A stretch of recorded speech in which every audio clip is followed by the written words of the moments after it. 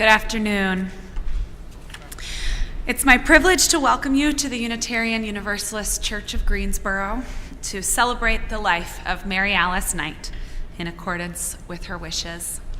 I'm the Reverend Sadie Lansdale, and I'm the minister of this congregation.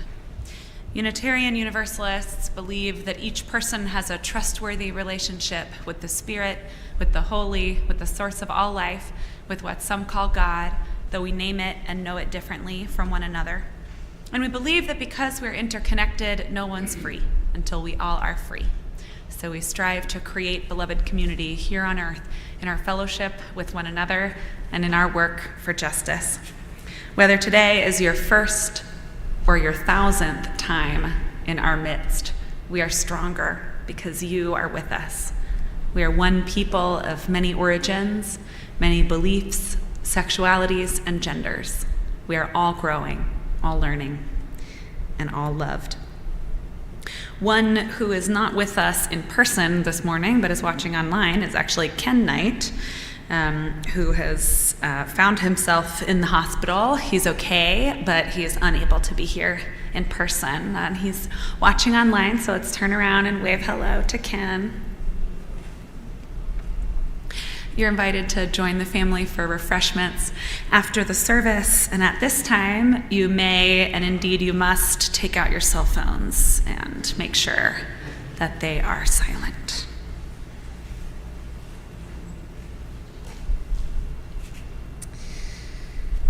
Mary Alice and Ken's son, Johnny Knight, will light our chalice this morning. You can join me in your chalice lighting words.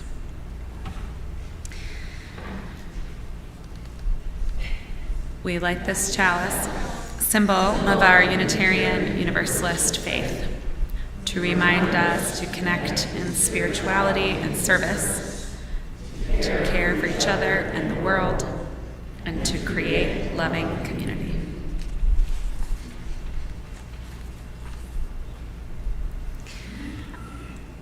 Mary Alice Knight died peacefully in her home at the end of a long struggle with a neurological disorder on April 7th, 2024. She was surrounded by friends and in the arms of her husband, Ken, when she took her last breath. She was married for 54 years to Ken Knight. They have one son, Johnny, who lives in Raleigh with his wife, Anne, and 2 daughters. Many people loved Mary Alice, and she touched many people's lives. She spent most of her career teaching language arts in the Guilford County schools. She also worked as a teacher in Arlington, Virginia, and in Morehead City, North Carolina. She loved to travel and to see new places. She traveled to Europe with Ken when they were newly married. She went to Panama with Ken and Johnny for Ken's Peace Corps reunion. She and Ken took trips to scenic destinations like Quebec and California and Banff and many others.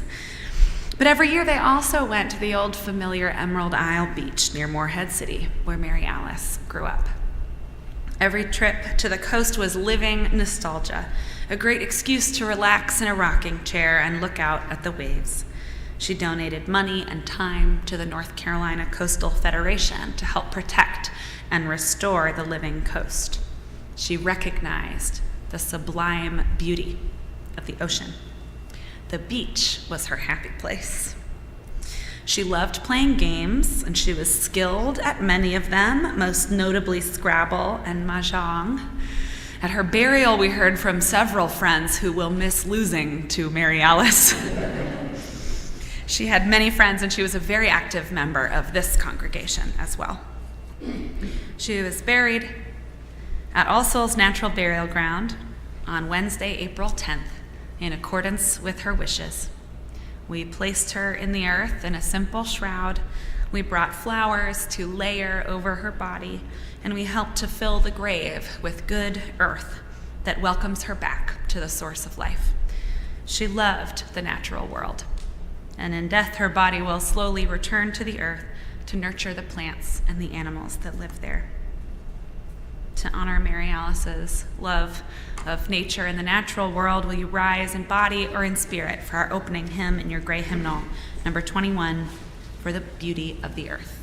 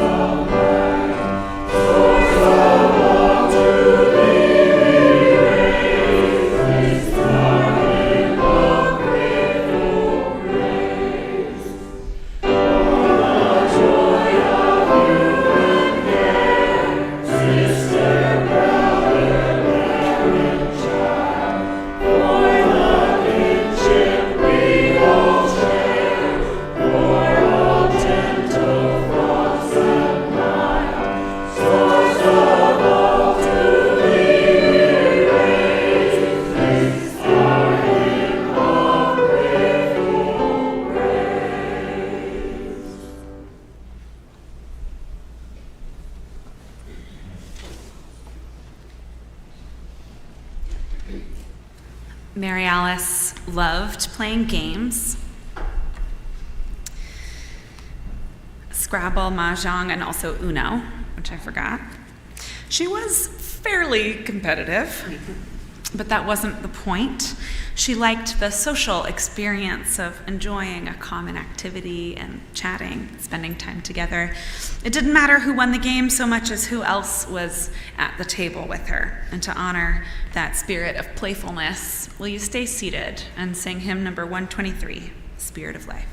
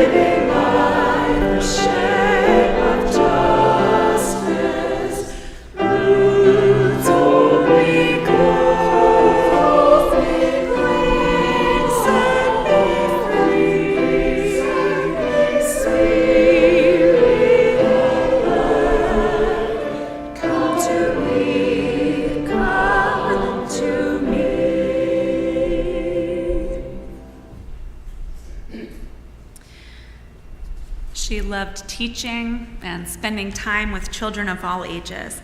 She taught high school, middle school, elementary school, and preschool during her long teaching career. Connecting with children, watching the light bulb go on above their heads when they figured something out, enjoying their sense of accomplishment when they finished a project or did well on a test. That's what kept her going to school every day.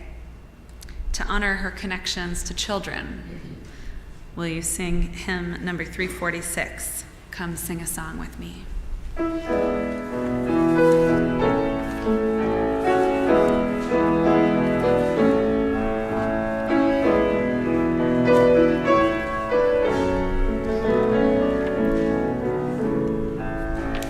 Come sing a song with me. Come sing a song with me. Come sing a song with me, that I might know your mind. And I'll give you hope when hope is hard to find. And I'll bring a song of love and a rose in the winter time. Come dream a dream with me. Come dream a dream with me. Come dream a dream with me, that I might know your mind. And I'll bring you hope when hope is hard to find. And I'll bring a song of love and a rose in the winter time. Come walk in rain with me. Come walk in rain with me. Come walk in rain with me, that I might know your mind. And I'll bring you hope when hope is hard to find. And I'll bring a song of love and a rose in the winter time. Share a rose with me. Come share a rose with me. Come share a rose with me, that I might know your mind. And I'll bring you hope when hope is hard to find. And I'll bring a song of love and a rose in the winter time.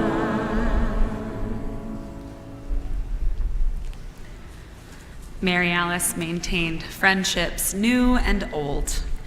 She made time to visit friends in other towns, enjoyed going out to eat with friends, whether she'd known them 30 years or 30 minutes. She wrote letters by hand to friends she hadn't seen in years. And she was delighted anytime she received a letter or a card in the mail. She valued connections with people, and she loved hearing other people's stories.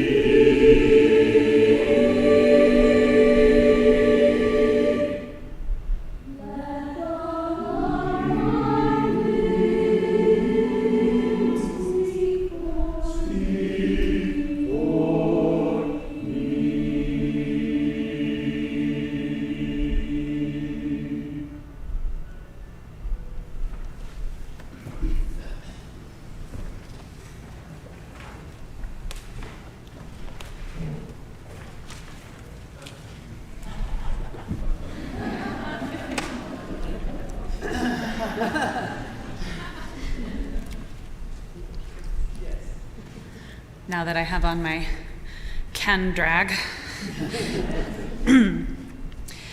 Ken says, "Hello. I'm sorry I can't be there in person. I really have appreciated the support from all of you, my angels, through this process, and I hope you will find this rewarding, worthwhile, and heartwarming. Thank you, thank you, thank you so much." Whoever wants to speak and share a memory of Mary Alice, something you loved about her, I hope you will do so. We invite you to do that now.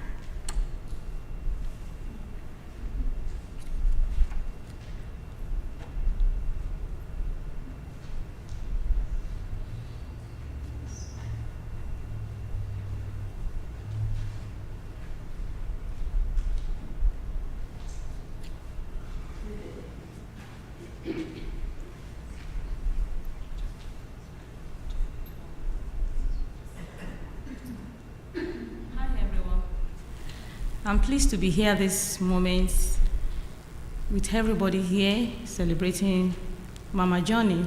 That's what I call him. They are both Daddy John, which I call him Daddy Johnny. I'm Deborah. I'm the caregiver for Mary Alice for almost 1.5 years. Through thick and thin, their life is a light that cannot be hid under the table. I see a new light in them, especially Mary Alice. When I got to her, I think it's just something for like a few times. Never know that it's going to be months, even years.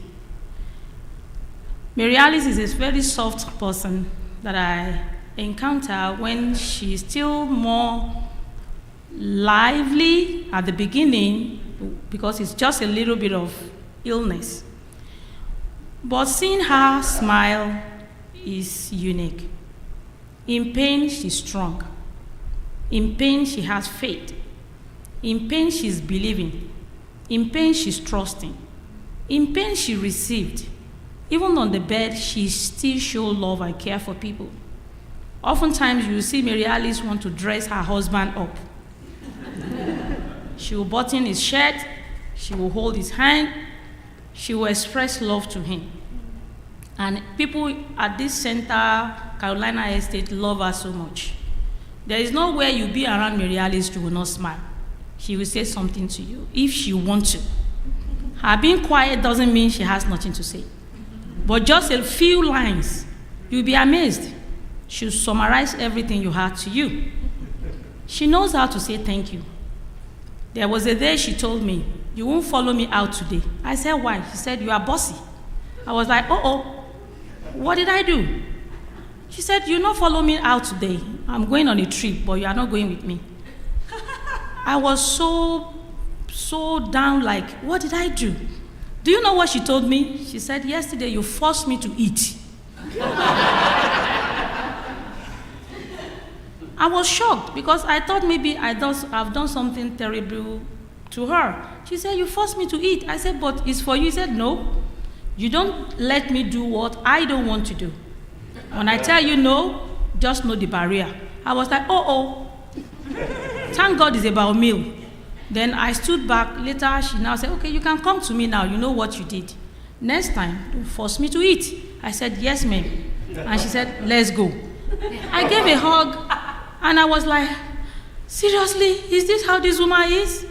Since that day, I learned my lesson. When she tells you no, she meant no. She's forgiving. She's loving. So oftentimes, when she does something and she realizes she overdo, she will tell you, "I'm sorry." She will even say, "Thank you." Oftentimes, she appreciates a lot.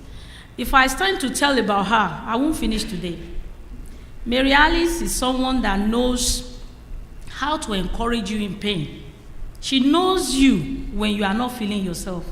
Sometimes I got there, I'm tired, I'm exhausted. Maybe I work overnight, I have to come there. When she sees me, she understands. And all I notice in her is she would like to have you to hug her. And when you give her a hug, she smiles, she pats you at the back. I'm like, "Do you know what I'm going through?" It's like she knows. She will pat me. Like, "I know you are tired, but we'll make it easy." She's always easy on me. I'll spend 5 hours with her every day. 5 hours. She likes to listen to music. And when we go for Uno games, oh my goodness.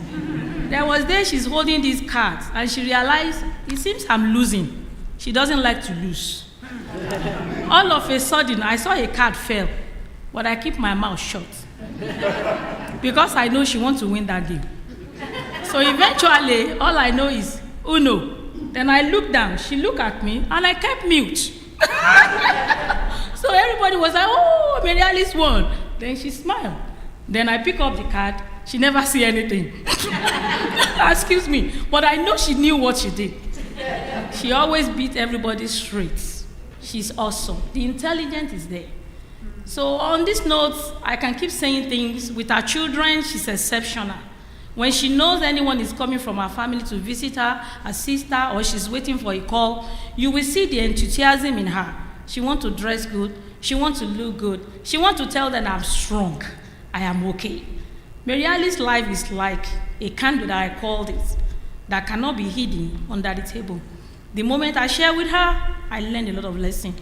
And I believe everyone will pick whatever we are doing that is blessing to humanity, and will continue to share that with humanity. Be it black or white, young or old, no matter what it is, let's just share that grace with everybody. And thanks to all friends around her, they come together with her, they went out to eat. You won't believe it when you see her outside eating, dining with them. She's lively. I pray, and I wish every one of us here that we will be a blessing to everyone around us. In Jesus' name, amen.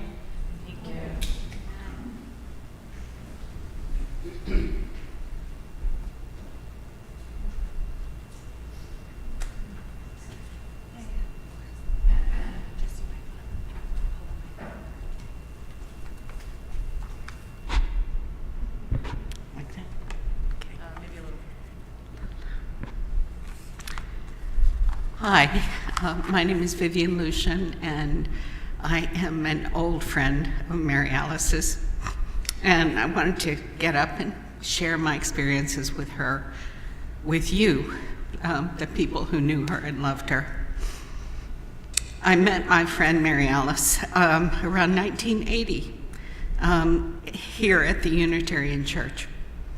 I soon learned from my friend Claudia Tanzier that Mary Alice was a great person to know. Claudia also introduced me to Rod and Paula Swanger at around the same time. The four of us were all new moms, and our children were in RE together. We soon began inviting one another to our children's birthday parties, and we got to know one another better and better. Within a short time, we began celebrating our own birthdays together. These years as young moms together were interesting and exciting, and we continued to see one another at various church activities, as well as at our annual birthday lunches. Our children played with one another. Claudia and Paula and I went on to have second children at around the same time. Mary Alice and Ken moved a few times, but we stayed in touch. We were all very happy when Mary Alice and Ken moved back to Greensboro. It was then that I got to know Mary Alice more individually. She and I would sometimes meet up on our own. We found that we really enjoyed one another's company, and we started our habit of having weekly dinner meetings together at some local restaurant. I came to treasure these weekly dinners. Mary Alice and I shared the history of our lives with one another and told each other secrets that we never told anyone else. We started traveling together from time to time. I remember a couple of trips to the mountains, a couple of trips to the beach. Mary Alice loved going to the beach, her home away from home. We talked about everything, our families, our careers, politics, as well as our personal stories. It was at our lunches and dinners together that I noticed that Mary Alice was having difficulty standing up after the meal was over. She thought it might be arthritis. She didn't seem very concerned about it, but it only got worse. Mary Alice and Paula and I continued getting together for our birthdays, even after losing our friend Claudia. One day, Mary Alice announced that she and Ken were moving into a retirement home. It came as a surprise to me, but we found out from Ken that he had taken on most of the duties around the home because Mary Alice could no longer do them. It would be easier for the two of them to live in a smaller place and have access to meals. Mary Alice and I continued our lunches together, but they were at the retirement home now. It became harder and harder for her to carry on a conversation, so she wanted Ken to join us for our meals to keep the conversation flowing. And of course, you know that worked. Paula and I continued to celebrate birthdays with Mary Alice. in her apartment when she could no longer make it down to the dining room. Mary Alice was a wonderful friend. She loved giving birthday gifts and Christmas gifts to her friends. She loved baking special treats for her family as often as she could. She loved talking about her family and visiting them as long as she was able. She loved her husband Ken and her son Johnny more than anything in the world. She adored her grandchildren. Mary Alice loved to play games of all sorts, but of course, especially card games. She loved playing mahjong with a group of friends for many years until she had difficulty maneuvering steps. She loved to read both books and magazines, and she passed along her favorite magazines to me when she was done with them. She loved teaching, and we often discussed things that happened in the classroom. Several of her students kept in touch with Mary Alice for years after they had had her in the classroom. She also loved her job working in a bookstore. She often talked about that. She loved nature. She got great joy from sitting on the deck of one home they had and watching the birds and just sitting there with Ken and enjoying nature. When Paula's mother came to live with her, Mary Alice often went over to visit her and keep her company. They also played card games together. Over all these 40 years of friendship, Mary Alice was a loyal and trusted friend. Paula and I miss her greatly. There will never be another one like her. We love you, Mary Alice.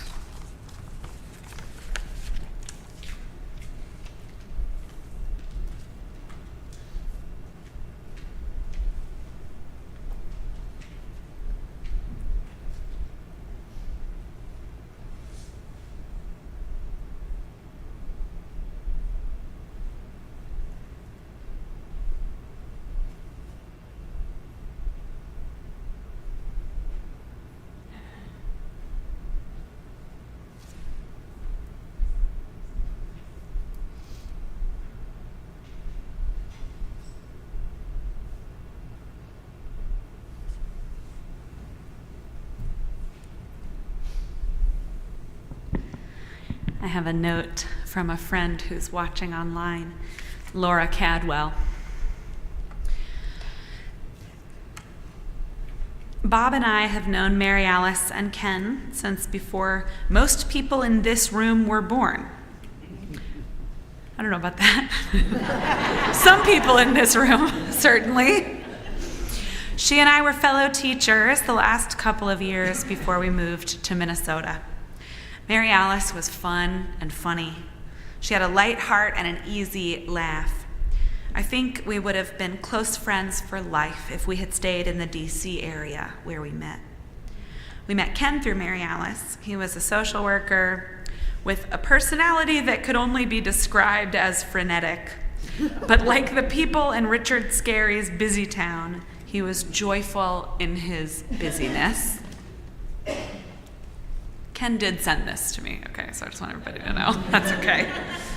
We stayed in contact with Ken and Mary Alice over the years, corresponding fairly regularly, though visiting only twice in that time.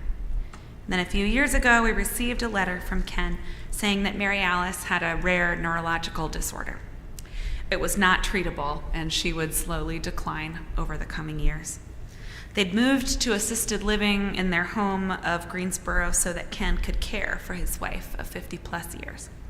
He told us that he sent an email to friends once a week to report on Mary Alice's status and asked if we wanted to receive the emails. And of course, we said yes.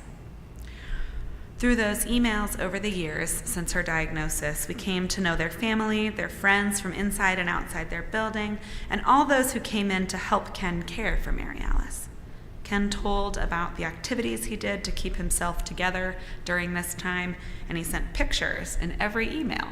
Mary Alice playing cards, Mary Alice eating ice cream, Mary Alice sleeping away an afternoon. And every time they received a note from us, he would call and ask, "Would you like to speak with her?" We always said yes, of course, and we would hear bits of her voice from 1,000 miles away. About 2 weeks ago, we received an email saying that the end of Mary Alice's life was near, and on April 7th, we received word that she had passed. A few days later, Ken sent pictures of her journey on an open cart to the cemetery where she had a green burial returning to the earth. This story shows how love can flourish even in the most challenging of circumstances. I would imagine that one's first reaction to hearing about their slow decline to death would be to turn inward, to think about loss and the cruelty of it all, to crawl into bed and pull the covers over one's head. There may have been some of that, but at some point, Mary Alice and Ken reached outward and invited others to participate in their journey. Rather than narrowing, their world expanded. They continued to make and grow connections. And this growth nurtured not only Mary Alice, not only Ken, not only their relationship, it nurtured all whose lives they touched.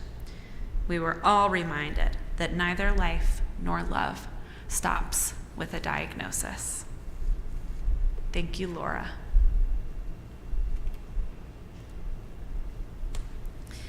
We're going to give Johnny Knight the last word, unless someone would like to speak on behalf of Mary Alice before Johnny closes us out.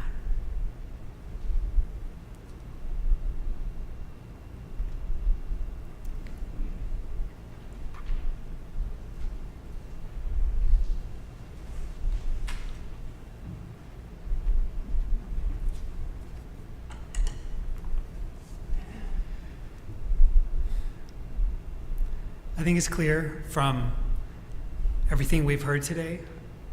My mom loved people. Only slightly less important, she loved the English language. And I inherited both of those loves from her. Let's start with language. Silly sounding words were always a hit around our house. And the big words, the ones she liked to call 50-cent words, the ones you only use when you really wanted to impress someone, onomatopoeia, circumnavigate, and of course her favorite, anti-disestablishmentarianism. So she was the perfect person to help me prepare for the citywide and regional spelling bees in 6th and 8th grade. We sat together for hours, for weeks, going over pages and pages of word lists. She would call out each word in her best attempt at a non-regional accent, and I put the letters together out loud. In my head, I still hear certain words, very obscure words, in her voice. I love playing Scrabble with Mom. I think it's great that everyone has mentioned how she loved playing games. We played the cheating way, where you could look in the dictionary if you weren't entirely sure whether the word you were about to play was legit. Occasionally we played Crazy Scrabble, where the point of the game was not the points you scored, but the idea was to make any word you wanted, pretty much anything at all, as long as it wasn't real. You only had to provide a plausible definition. I once played the word ozonios, which I imagined as an environmentally conscious breakfast cereal. Of course, if you love language, you have to know its rules. Mom, being an English teacher, she knew all the rules and all the exceptions. She recognized how silly so many of those rules are, and she was especially fond of the quote attributed to Winston Churchill when someone called him out for ending a sentence with a preposition, saying, "That is the sort of thing up with which I will not put."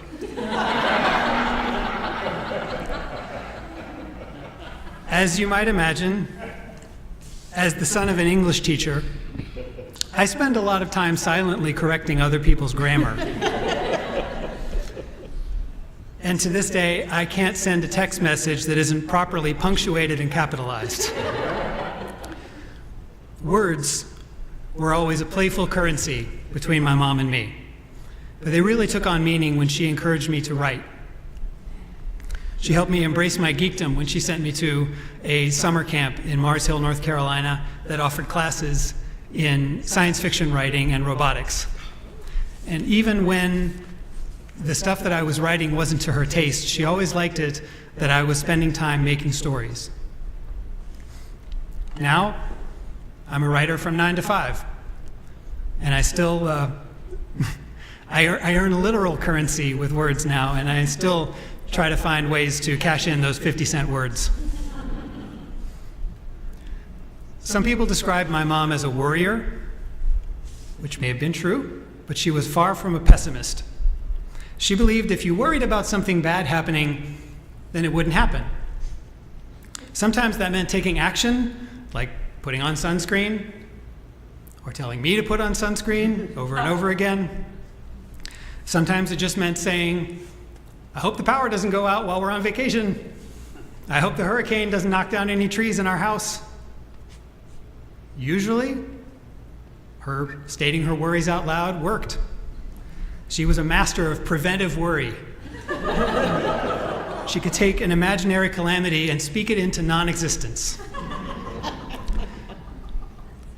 Quick aside, I kind of wish she'd been around to worry about what happened to my dad earlier in the week, because he would have been here. But when my mom worried, there needed to be somebody else there to witness it. There needed to be somebody else there to confirm and validate that she had worried enough. Other people's positive vibes could help her neutralize her own negative thoughts. I think this is one of the things that made her such a natural friend. She brought out the positive in people. She brought out the positive in all people she was close to. Sorry, to whom she was close.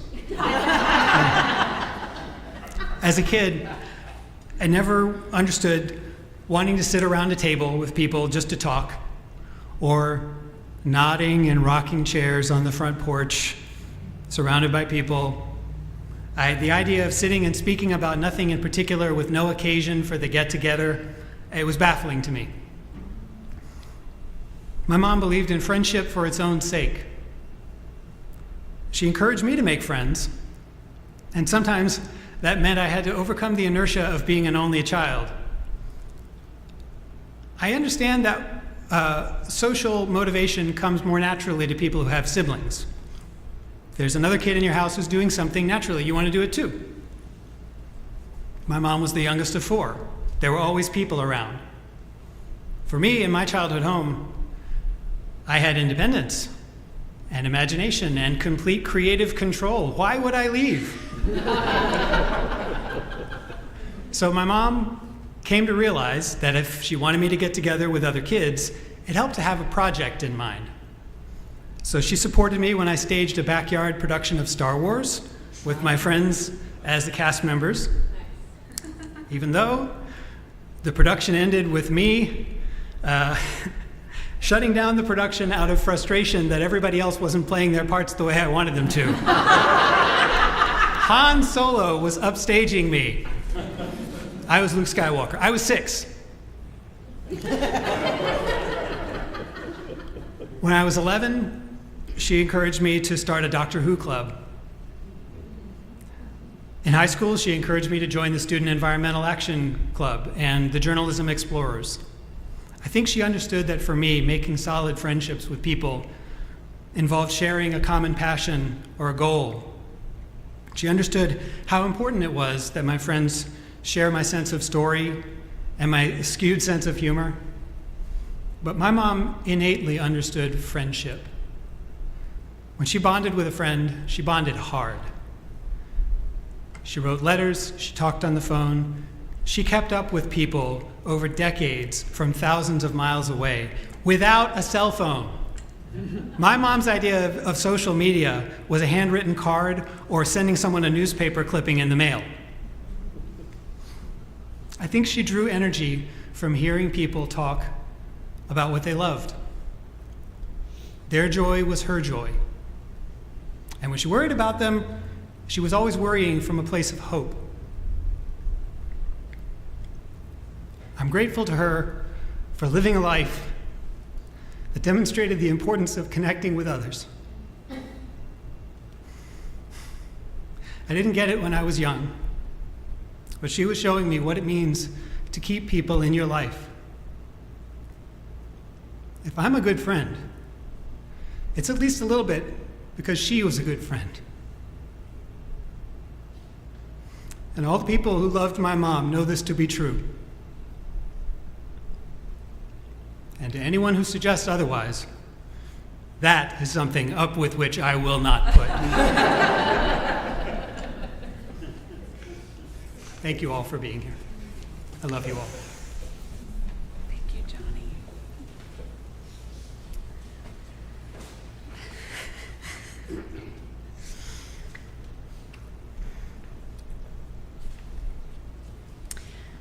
Will you pray with me?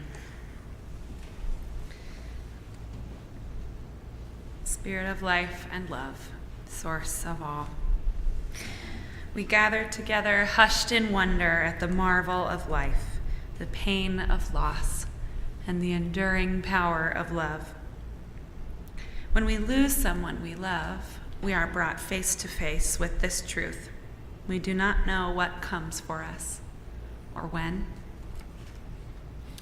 We are stripped of our illusions of control or independence. Our powers of prediction turn to ash before us, and we are humbled by sorrow. Spirit of life, we know you in the connections among us and beyond us, in silence and in song, on earth and in the stars. When we grieve, may we turn toward one another rather than away. When we cry, may we allow our tears to bless the ground. When we grow weary, may we find rest, and may all those who mourn find comfort and good company.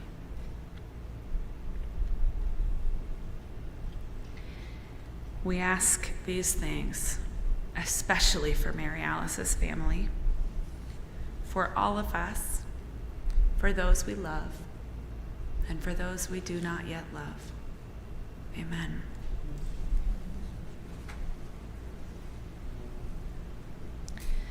Will you join me to extinguish our chalice? We extinguish this flame.